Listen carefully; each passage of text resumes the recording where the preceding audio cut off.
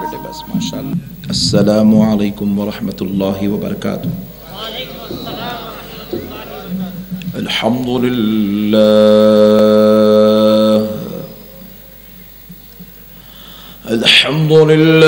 رب العالمین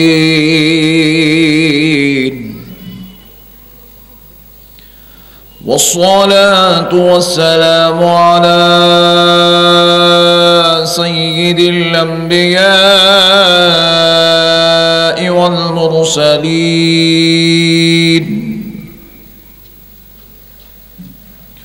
وعلى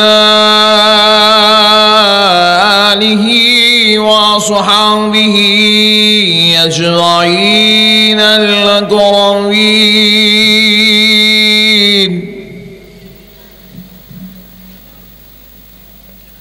أشهد أن لا إله إلا الله وحده لا شريك له وأشهد أن سيدنا ونبينا ومولانا محمدا عبده ورسوله.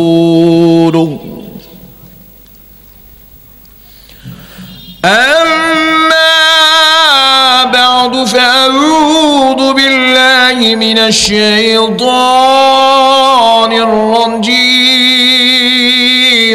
بسم الله الرحمن الرحيم.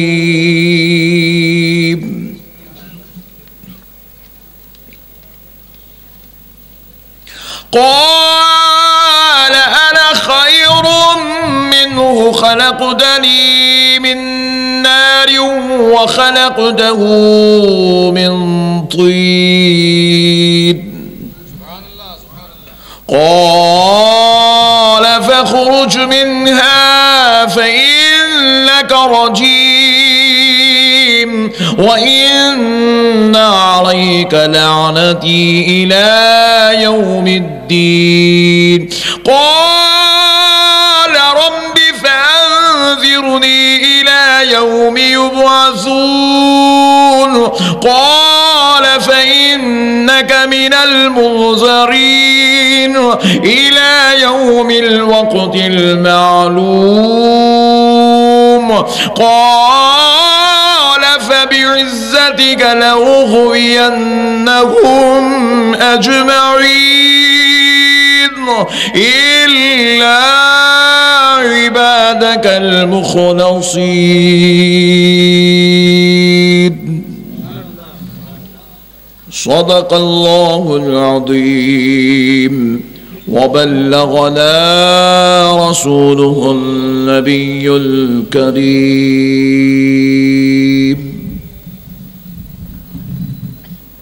محترم سامعین اکرام، معزز بزرگ حضرات اور نوجوان ساتھیوں،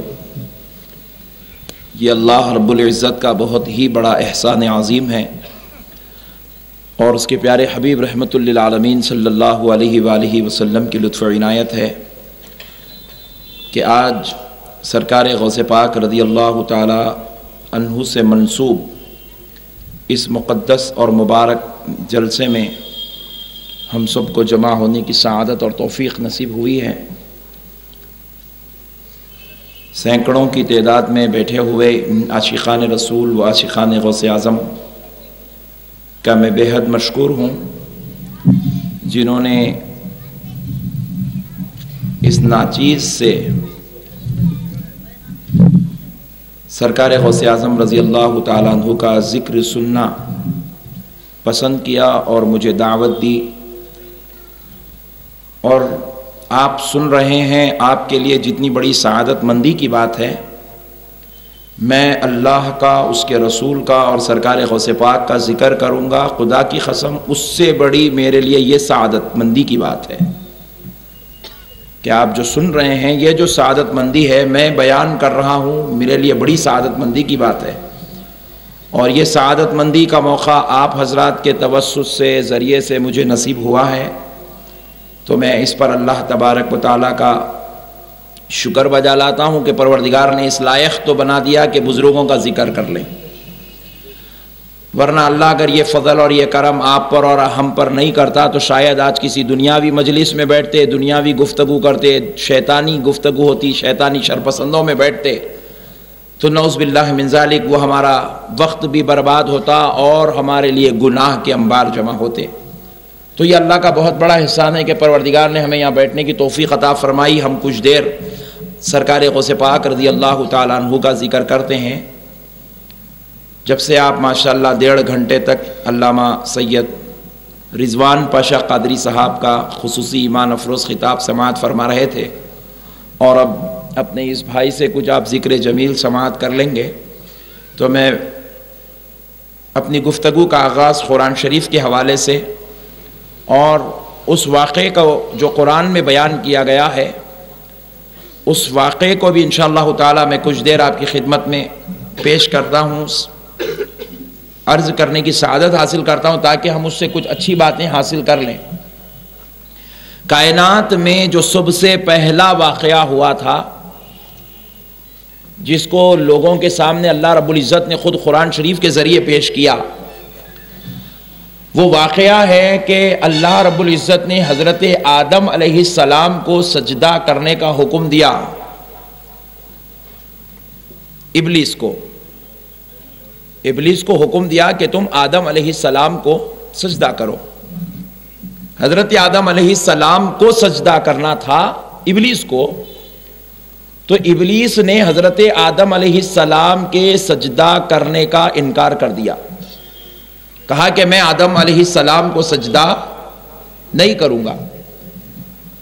تو اللہ رب العزت کو اس کے یہ نفی والا جواب اتنا ناراض کر گیا کہ پروردگار عالم نے اسے اپنی رحمت سے دھتکار دیا، اپنی جنت سے نکال دیا، بلکہ اپنا لعنت کا حقدار بنا دیا۔ اللہ کی لعنت اس پر برسنے لگی۔ حضرت آدم علیہ السلام کو سجدہ کرنے سے انکار کیا۔ اللہ تبارک و تعالیٰ کو اس کا یہ عمل بالکل ناگوارا گزرا۔ پروردگار عالم نے کیا کہا کہ آخر تو میرے بندے آدم کو سجدہ کرنے سے انکار کیوں کر رہا ہے؟ تو شیطان نے جواب دیا، ابلیس نے جواب دیا، قال انا خیر منہ خلقتنی من نار وخلقتہ من طین۔ اے اللہ، میں آدم سے بہتر ہوں۔ غور کیجئے اس کے جواب، قرآن سنا رہا ہوں، اللہ کا کلام، سورہ صاد کی آخری آیات ہے۔ اللہ رب العزت ارشاد فرما رہا ہے، شیطان نے ابلیس سے پوچھا گیا کہ تو نے آدم کو سجدہ کیوں نہیں کیا؟ تو اس نے جواب دیا، اے اللہ، قال انا خیر، میں بہتر ہوں آدم علیہ السلام سے، میں ان سے زیادہ فضیلت والا ہوں، ان سے زیادہ عظمت والا ہوں، ان سے زیادہ رتبے والا ہوں، ان سے زیادہ مرتبے والا ہوں۔ پوچھا آخر مرتبہ کس بات پر تجھ کو ملا، فضیلت کس بات پر تجھ کو دی گئی؟ تو پھر وہ جواب دیتا ہے، خلقتہ من نار وخلقتہ من طین، مجھ کو آگ سے پیدا کیا گیا اور ان کو مٹی سے پیدا کیا گیا ہے، میں آگ کا پیدا ہونے والا، میں زیادہ فضیلت والا ہوں، اس لیے اے اللہ میں ان کو سجدہ نہیں کروں گا۔ سجدے کا انکار کر دیا۔ یہ کائنات کا پہلا واقعہ جہاں سے کائنات خود رونما ہونے لگی، وجود میں آنے لگی۔ تو اللہ رب العزت نے کیا کیا؟ جواب دیا، قال فخرج فإنك رجیم، بس نکل جا، ہمارے دربار سے ہم نے تجھے مردود کر دیا ہے۔ اللہ اکبر۔ اللہ نے کہا ہم نے تجھے مردود کر دیا، تو جو اپنی فضیلت سمجھ رہا ہے یہ تیری فضیلت نہیں، یہ تیرا تکبر ہے، یہ تیرا گھمنڈ ہے، یہ تیری شرارت ہے کہ تو اپنے آپ کو آدم سے بڑھ کر فضیلت والا سمجھتا ہے، آدم سے بڑھ کر عظمت والا سمجھتا ہے، تو پہلا مسئلہ کیا ہوا سنو، لوگوں نے کیا کیا تھا، وہ شیطان نے، ابلیس نے کیا کیا تھا، اپنے آپ کو حضرت آدم سے زیادہ افضل سمجھا، حضرت آدم سے بڑھ کر فضیلت والا سمجھا، اور حضرت آدم ابھی نہ نماز پڑھے تھے، ابھی نہ عبادت کرے تھے، ابھی نہ کعبے کا طواف کیے تھے، ابھی روزے بھی نہیں رکھے تھے، ابھی زکات بھی نہیں دیے تھے، ابھی صدقات بھی نہیں کیے تھے، ابھی توبہ بھی نہیں کیے تھے، آدم صرف آدم تھے، اور شیطان ان سے بڑھ کر اپنے آپ کو فضیلت والا سمجھ رہا تھا۔ اللہ نے کہا تیری یہ فضیلت کا خیال غرور ہے، تکبر ہے، تیرے لیے شرارت ہے، اور سن لے جو میرے بندے کے سامنے تکبر کر جائے، جو اپنے آپ کو میرے بندے سے بہتر سمجھ لے، میں اسے مردود کر دیتا ہوں۔ اور سنو، آج بھی چند لوگ ایسے ہی ہیں، یہی بات کہہ رہے ہیں، ہم چاہے تو غوث سے زیادہ ہو سکتے ہیں، ہم چاہے تو غوث اعظم سے بڑے ہو سکتے ہیں، ہم چاہے تو غریب نواز کے برابر ہو سکتے ہیں، ہم چاہے تو یوسف شریف بابا کے لیول میں جا سکتے ہیں، ہم چاہے تو ان کے جیسے بن سکتے ہیں۔ سنو، آدم کو جو فضیلت ملی تھی عبادت کی وجہ سے نہیں، فضل خدا سے ملی تھی، رحمت الہی سے ملی تھی۔ رب نے کہا میں جس کو عظمت والا بنا دوں ابلیس بھی اس کے برابر نہیں ہو سکتا، تو میں جس کو غوث بنا دوں گناہگار اس کے برابر کیسے ہو سکتا ہے، میں جنہیں خواجہ بنا دوں سیاکار ان کے برابر کیسے ہو سکتا ہے۔ تو اب اپنے آپ کو غوث و خواجہ کے برابر سمجھنا، اپنے آپ کو نبی یا انبیاء کے برابر سمجھنا، یہ تکبر کی علامت ہے۔ وہ جنت میں رہ کے تکبر کر کے نہیں بچ سکا، انہیں گلیوں میں پھر کے کہاں سے بچ جائے گا، انہیں چپا چپا پھر کے کہاں سے بچ جائے گا۔ تو اللہ کو یہ تکبر پسند نہیں ہے۔ دوستو یاد رکھو، ہم چھوٹے ہیں اور چھوٹے ہی رہیں گے، ہم بڑوں کا مقابلہ نہیں کر سکتے۔ اجی پوری کائنات کا بیٹا ایک جگہ جمع ہو جائے، اپنی ماں کے برابر، ذرا بولو نا جی، اپنی ماں کے برابر بیٹا نہیں ہو سکتا، تو مرید مرشد کے برابر کیسے ہو سکتا ہے، امتی نبی کے برابر کیسے ہوتا ہے، فیض لینے والا فیض دینے والے اولیاء کے برابر کیسے ہو سکتا ہے، جنت میں جانے والا لے جانے والے غوث اعظم کے برابر کیسے ہو سکتا ہے۔ میرے پیارے بزرگ اور دوستو سنو، کلمہ پڑھنے والا کلمہ پڑھانے والے نبی کی اولاد کے برابر کیسے ہو سکتا ہے۔ میرے پیارے بزرگ اور دوستو یہی تو مغالطہ ہے۔ اللہ کو معلوم تھا دنیا میں جانے کے بعد میرے بندے یہ جھگڑوں میں پڑ جائیں گے، میں تیرے برابر تو میرے برابر، میں اس سے بڑا میں اس سے بڑا، بولے پہلے ہی ریزلٹ آؤٹ کر دو تاکہ عقل میں سمجھ میں آ جائے۔ پہلے ریزلٹ آؤٹ کر دیا، بولے دیکھو وہ جنت سب بعد میں، دوزخ کے مسئلے پورے بعد میں، نماز بعد میں، روزہ بعد میں، زکات بعد میں، حد بعد میں، سب نیچے آنے کے بعد، لیکن پہلے مسئلہ یہ لے لو، کوئی میرے محبوبوں کے برابر نہیں ہو سکتا، کوئی میرے محبوبوں کے برابر نہیں ہو سکتا۔ اور ذرا سوچو پیارے دوستو، اب یہاں پر ایک بہت لطیف بات سناتا ہوں، اگر آپ یہ تو خیر پورے نورانی چہرے ہیں، ادھر بھی ہے، دیکھ لوں جب سے کہیں بھی نہیں مل رہے، جان دو، چھوڑ دو میرے پیارے بزرگ اور دوستو، لیکن ایک ریکویسٹ ہے، میرے گزشتہ بیانات کو بھی ہمارے بھائیوں نے یوٹیوب پہ ڈال دیا ہے، یہ بیان کو بھی 2-4 دن میں ڈال دیں گے، مگر آپ جو ہے ذرا اس کو پاس کرو، لوگوں تک ذرا پاس کرو، کریں گے بھائی انشاءاللہ۔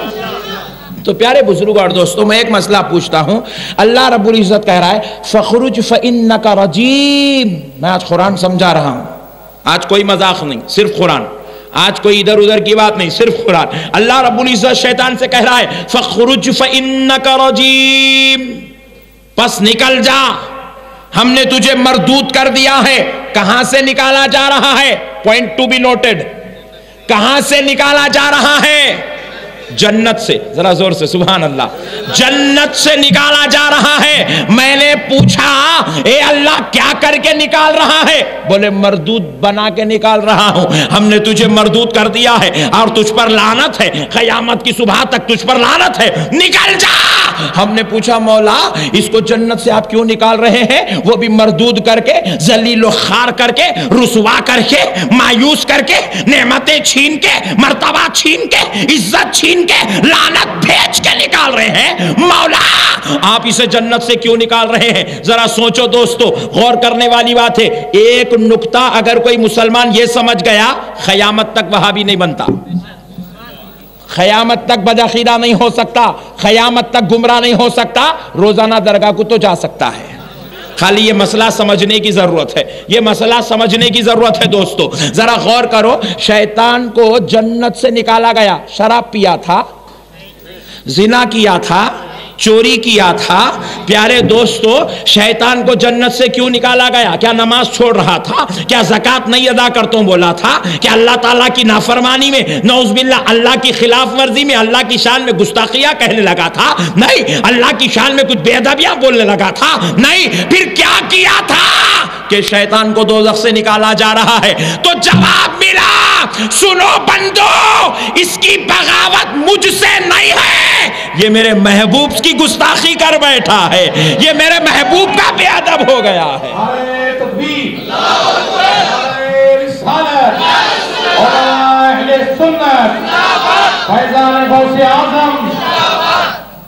بولے یہ گناہگار نہیں ہے، یہ بدعقیدہ ہو گیا ہے۔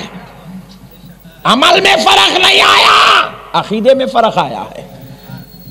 بات سمجھو، عقیدے میں فرق آیا، عبادت میں فرق نہیں آیا، تعظیم میں فرق آ گیا ہے۔ اور آج لوگ عبادت کرنے کو تیار ہیں، تعظیم میں پیچھے بھاگ رہے ہیں، تعظیم میں پیچھے ہٹ رہے ہیں۔ میں ایک مسجد میں قرآن شریف لے کے چوما، ایک صاحب پوچھے یہ چومنا ہے کیا؟ مول صاحب لو، ارے میں بولا بڑے بھائی یہ تعظیم ہے جی، تعظیم ہے قرآن کا، چومنا کیا کوئی مسئلہ ہے؟ تعظیم ہے، احترام ہے۔ عالم دین کو ملتے ہیں، ہاتھ چومتے ہیں۔ ایک صاحب پوچھے فرض ہے کیا، واجب ہے کیا، سنت ہے کیا، نفل ہے کیا؟ ہم نے کہا سن لے، نہ فرض ہے نہ واجب ہے، مگر یہ تعظیم ہے، یہ احترام ہے، یہ تکریم ہے۔ پوچھا مولانا یہ کیوں کرتے ہو؟ ہم نے کہا دیکھے نہیں، وہ نہیں کر کے نیچے آ گیا، ہم اس لیے کر لیتے ہیں تاکہ کر کے واپس جنت میں چلے جائیں، تاکہ کر کے جنت میں چلے جائے۔ عبادت کرنا اور ہے، تعظیم کرنا اور ہے۔ عبادت کا نام تعظیم نہیں ہے، تعظیم کا نام عبادت نہیں ہے۔ ایک بات پوچھتا ہوں پیارے بزرگ اور دوستو، یہی تو ہمارے پاس آج کل ٹینشن چل رہی ہے، لوگ عبادت تعظیم دونوں کا خلط ملط کر کے ملیدہ بنا رہے ہیں۔ نہیں ہوتا میرے بھائی، سمجھنے کی ضرورت ہے۔ تعظیم الگ چیز ہے، عبادت الگ چیز ہے، سمجھنے کی ضرورت ہے۔ اللہ نے، اللہ کے واسطے میرے بات کو، ایک ایک بات کو آپ ذرا پکڑ کے چلیے۔ میں پوچھتا ہوں، جو قانون خداوندی ہے، اللہ نے آدم علیہ السلام کو سجدہ کرنے کا حکم دیا تھا۔ شیطان کو کیا حکم دیا کہ تو میرے بندے آدم کو سجدہ کر۔ میں پوچھتا ہوں، اب وہ جو سجدہ تھا عبادت کا تھا، تعظیم کا تھا؟ ذرا زور سے، اسی لیے میں بولا یہ بات آپ پاس کرنا ہے، کریں گے نا بھائی؟ لوگوں تک فارورڈ کریں گے نا، تاکہ لوگوں کو معلوم ہو جائے سجدہ عبادت الگ ہوتا ہے سجدہ تعظیم۔ اور یہ سجدہ یہاں نہیں، یہاں درگاہ میں کرے تو ٹینشن ہے، وہاں جنت میں ہو رہا تھا۔ یہاں کرے تو جھگڑے ہیں، وہاں جنت میں ہو رہا تھا۔ اور سنو دوستو، مسئلہ یہاں پہ سمجھا دوں، کئی لوگ اتنی بات سن کے گمراہ نہ ہو جائیں۔ ہم اگر درگاہ پہ جاتے ہیں، مزار پر میں ماتھا میں دیکھتا ہوں، آپ کی بات نہیں کر رہا ہوں، کوئی بھی کچھ بولنا ہے، گمراہ ہے، بدعقیدہ ہے، کافر ہے، وہ مجھے بولے۔ میں درگاہ کو جاتا ہوں، یوسف شریف بابا کی بارگاہ میں جاتا ہوں، ختموں کے پاس پیشانی بھی ٹیکتا ہوں، آنکھ بھی لگاتا ہوں، منہ لگا کے چومتا بھی ہوں۔ ایک صاحب نے پوچھا، مولانا کیا تم نے یوسف بابا کو سجدہ کیا؟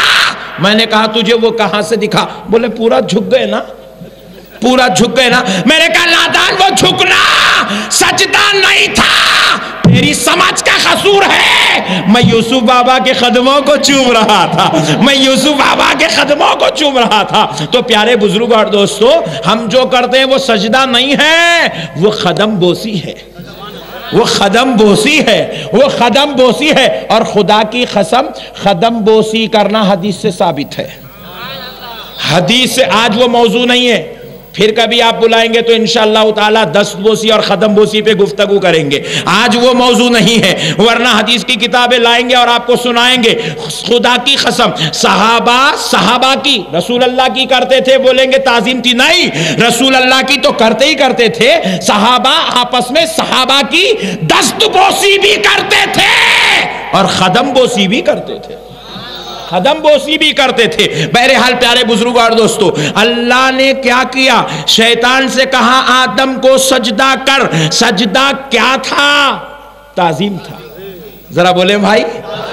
تو تعظیم الگ چیپٹر ہے، عبادت الگ چیپٹر ہے.